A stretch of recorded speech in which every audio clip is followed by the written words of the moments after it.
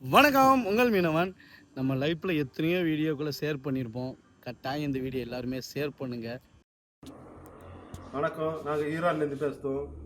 ஈரான்லேருந்து முகாமாடன்னு சொல்லி ஒரு இடத்துலேருந்து பேசுகிறோம். இதில் நாகமட்டியில் பக்கத்து ஊரில் இதே போல் 8 இடத்துல நம்ம இந்திய மக்கள் கடற்தொழில் பார்க்குறாங்க.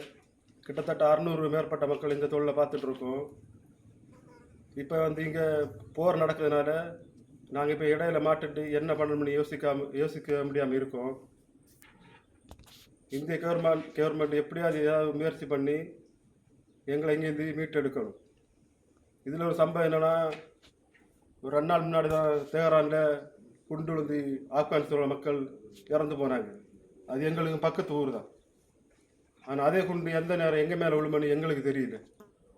ஒவ்வொரு நாள் நைட்டு தூங்கும்போதும் ரொம்ப பயத்தோட ஒரு மன அச்சத்தோட நாங்கள் தூங்குதோம். காலையில் எழும்ப மாட்டோமா, இல்லாட்டா அந்த குண்டு எங்கள் மேலே எழும்பா அப்படின்னு சொல்லிட்டு ஒரு காற்றடிச்சு இந்த கதை அடித்தா கூட குண்டு தான் நினச்சி நாங்கள் தூக்கத்தில் எழும்பெழும்பு ஓடுதோம் ராத்திரி.